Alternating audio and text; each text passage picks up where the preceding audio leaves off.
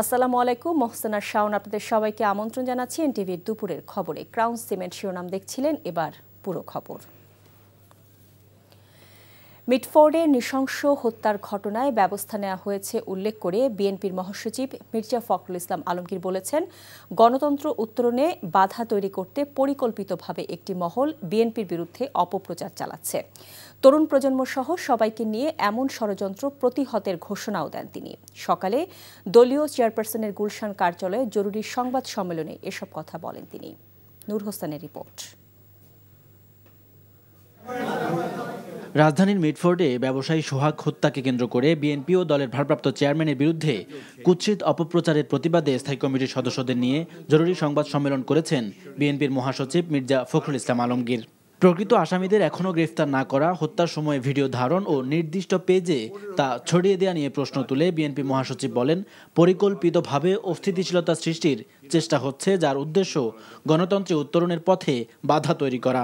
পূর্ব পরিকল্পিতভাবে 9 জুলাইয়ের ঘটনা 11 জুলাই শুক্রবার জুমার নামাজের পর সবচেয়ে প্রাইম টাইমে ইন্টারনেটে ছড়ানো শুরু করা হয়েছিল। পরিকল্পিতভাবে নির্দিষ্ট কিছু সোশ্যাল মিডিয়া আইডি ও পেজ থেকে আগে থেকেই তৈরি করে রাখা ফটো কার্ডগুলো অনলাইনে ছড়ানো শুরু হয়। এ থেকে প্রতীয়মান হয় যে অনলাইনে ভুয়া তথ্য প্রচারের ক্যাম্পেইন শুরুর আগে থেকেই অপপ্রচার সামগ্রী তৈরি করে রাখা হয়েছিল। মিটফোর্ড হত্যাকাণ্ডের রহস্য উদ্ঘাটনে বিএনপি তদন্ত কমিটি গঠন করেছে বলেও জানান বিএনপি মহাসচিব। জনগণকে সাথে নিয়ে পতিত ফ্যাসিবাদী গোষ্ঠী ও অপপ্রচারকারীদের সব ষড়যন্ত্র রুখে দেওয়ার অঙ্গীকারও করেন মির্জা ফখরুল। সংঘাত সৃষ্টির পরিকল্পিত ফাঁদে পানা দিয়ে ফ্যাসিবাদ বিরোধী জাতীয় ঐক্যকে বিনষ্ট করার যে কোনো প্রচেষ্টাকে রুখে, ষড়যন্ত্রকে রুখে দিতে হবে। পতিত স্বৈরাচার আর কাপুরুষ ষড়যন্ত্রকারীদের মিলিত অপচেষ্টা, সুষ্ঠু নির্বাচন ও গণতন্ত্র পুনঃপ্রতিষ্ঠা ও আগামীর বাংলাদেশ গড়ার পথে যদি কোনো বাধা আসে, তবে সেটা আমরা ঐক্যবদ্ধ গণতান্ত্রিক শক্তির মাধ্যমে প্রতিহত করব। এদিকে জাতীয় প্রেস ক্লাবে বিএনপিপন্থী চিকিৎসকদের সংগঠন ডক্টরস অ্যাসোসিয়েশন অব বাংলাদেশ ড্যাব আয়োজিত প্রতিবাদ সমাবেশে দলটির সিনিয়র যুগ্ম মহাসচিব রুহুল কবির রিজভী বলেন, তারেক রহমানের বিরুদ্ধে ষড়যন্ত্র চলছে দেশের ভেতরে ও বাইরে। কোনো উস্কানিতে সাড়া না দিতে নেতাকর্মীদের প্রতি আহ্বানও জানান তিনি। কোনো উস্কানির মুখে আপনারা কোনো প্রতিক্রিয়া দেখাবেন না। Nur Hossain, NTV news, Dhaka.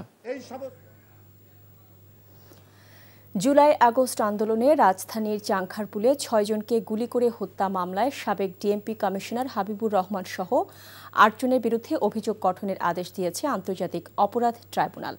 এর মধ্য দিয়ে তাদের আনুষ্ঠানিক বিচার শুরু হলো।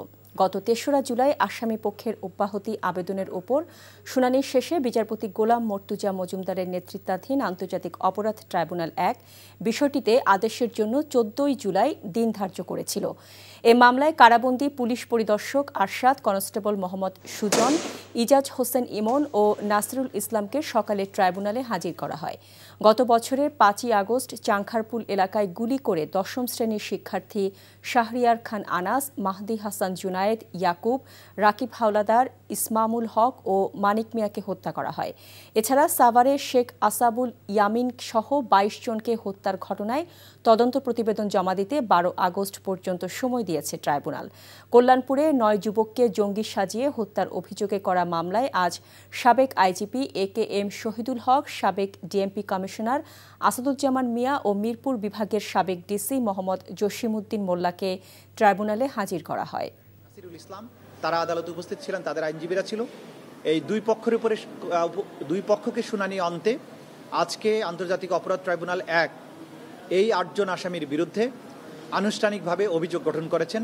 আগামী 10 আগস্ট তারিখে প্রসিকিউশনের পক্ষে আনুষ্ঠানিক যে অভিযোগের পরে যে ওপেনিং স্টেটমেন্ট বলে, সেই স্টেটমেন্টের জন্য দিন ধার্য করা হয়েছে এবং 11ই আগস্ট থেকে এই মামলার আনুষ্ঠানিক সাক্ষ্য গ্রহণ শুরু হবে এবং সেই দিন প্রথম সাক্ষ্য গ্রহণ অনুষ্ঠিত হবে। এই মুহূর্তে আন্তর্জাতিক অপরাধ ট্রাইব্যুনাল এলাকায় আছেন আমাদের সহকর্মী হাসান জাবেদ। সেখান থেকে সরাসরি যুক্ত হচ্ছেন তিনি আমাদের সাথে। জাবেদ, ট্রাইব্যুনাল আদেশে আর কি বলেছে?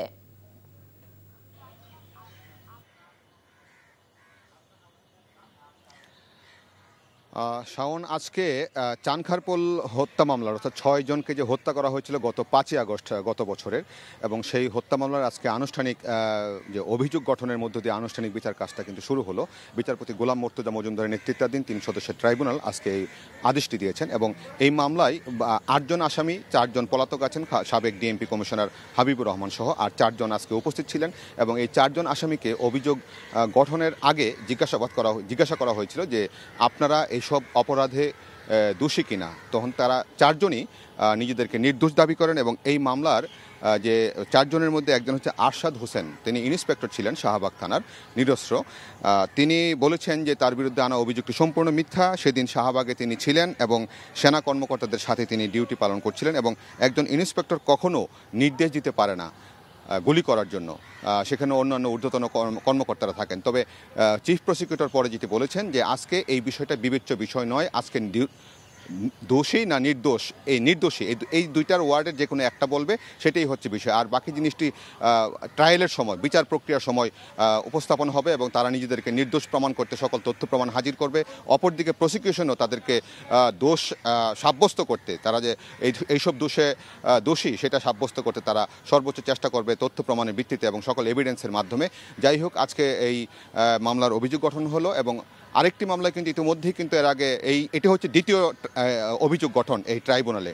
এর আগে শেখ হাসিনা সহ 3 জনের বিরুদ্ধে অভিযোগ গঠন করে প্রথম বিচার কাজ শুরুর জন্য নির্দেশ দিয়েছিলেন এবং এই মামলায়, আজকের যে মামলায় আগামী 10ই আগস্ট সূচনা বক্তব্য উপস্থাপন এবং 11ই আগস্ট সাক্ষ্য গ্রহণের জন্য দিন ধার্য রেখেছেন। এবং আজকে আরেকটি মামলার বিষয় যদি জানাই, সেটা হচ্ছে যে গুমের ঘটনায়, এই গুমের ঘটনায় শেখ হাসিনা সহ 11 জন আসামি মানে অভিযুক্ত এবং তাদের মধ্যে একজন গ্রেফতার আছেন সাবেক সেনা কর্মকর্তা জিয়াউল আহসান। তো এই অভিযোগের তদন্ত করতে আজকে ট্রাইব্যুনালে একটি আবেদন করেছিল প্রসিকিউশন। সেটি হচ্ছে নারায়ণগঞ্জে 7 খুন মামলার সাজাপ্রাপ্ত, দণ্ডপ্রাপ্ত, তারা মৃত্যুদণ্ড সাজাপ্রাপ্ত আসামি, যেমন সাবেক lieutenant commander Masud Rana, lieutenant colonel Tarek Saeed এবং মেজর সাবেক আরিফ হোসেন, তারা কিন্তু কন্ডেম সেলে আছে।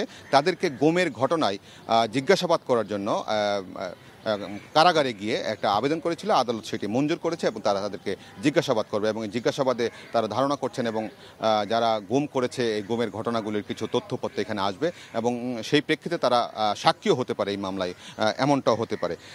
আর শেখ ইয়ামিন, আসাবুল ইয়ামিন, এই মামলা 14 জন আসামি। জানছিলাম ট্রাইব্যুনাল থেকে সবশেষ খবর। জাতীয় নাগরিক পার্টির জুলাই পদযাত্রা এখন পটুয়াখালীতে। দুপুরে নিউ মার্কেট থেকে পদযাত্রা শুরু করে সদর রোড হয়ে পুরান বাজার, বনানী পৌরসভা অফিস এলাকা ঘুরে সার্কিট হাউসে গিয়ে পথসভা করেছেন তারা। এ সময় উপস্থিত রয়েছেন এনসিপির আহ্বায়ক নাহিদ ইসলাম, উত্তরাঞ্চলের মুখ্য সংগঠক সার্জিস আলম, দক্ষিণাঞ্চলের মুখ্য সংগঠক হাসনাত আবদুল্লাহ, সিনিয়র যুগ্ম আহ্বায়ক সামান্তা শারমিন এবং সিনিয়র যুগ্ম সদস্য সচিব ডাক্তার তাসনিম জারা সহ কেন্দ্রীয় নেতারা।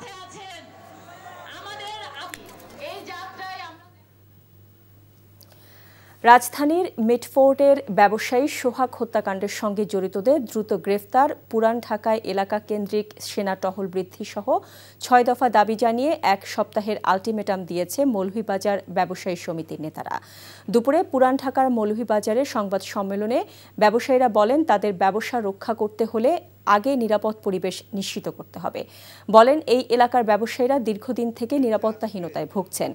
নেতারা বলেন গত 9 জুলাই মিটফোর্ড এলাকায় সোহাগের নৃশংস হত্যাকাণ্ডে ব্যবসায়ী সমাজের নিরাপত্তাকে প্রশ্নবিদ্ধ করেছে। শান্তিপূর্ণ ব্যবসা পরিচালনায় চাঁদাবাজি বন্ধ, কিশোর গ্যাং নিয়ন্ত্রণ ও মাদক নির্মূলে আইনশৃঙ্খলা বাহিনীর প্রতি দাবি জানান ব্যবসায়ীরা। প্রকাশ্য দিবালোকে একটা মিটফোর্ড হসপিটাল আর সার্সিলবার মেডিকেল কলেজের রাস্তার সম্মুখে যদি এই ধরনের হত্যাকাণ্ড হতে পারে, তাহলে আমার দোকানে এসেও তো যে কোনো গুন্ডা বাহিনীর সন্ত্রাসীরা লুটপাট কাজ করে নিতে পারে। এটা আতঙ্ক বিরাজ করছে। আমরা সেই ব্যাপারে সরকারের কাছে আলটিমেটাম দেব, নিরপেক্ষভাবে তদন্ত করে দোষী ব্যক্তিদের শাস্তির আওতায় না আনে তাহলে আমরা কঠোর আন্দোলনে ঝাঁপিয়ে পড়ব। এই ছিল দুপুরের খবরে। এই খবরের ভিডিও সহ আপডেট জানতে ভিজিট করুন এনটিভি অনলাইন www.ntvpd.com। এছাড়াও এনটিভি জনপ্রিয় সব অনুষ্ঠান ও খবরের আপডেট জানতে ভিজিট করুন আমাদের ইউটিউব ও ভেরিফাইড ফেসবুক পেজ। 5টায় দেশের খবর দেখার আমন্ত্রণ রইল। এতক্ষণ সাথে থাকার জন্য সবাইকে ধন্যবাদ।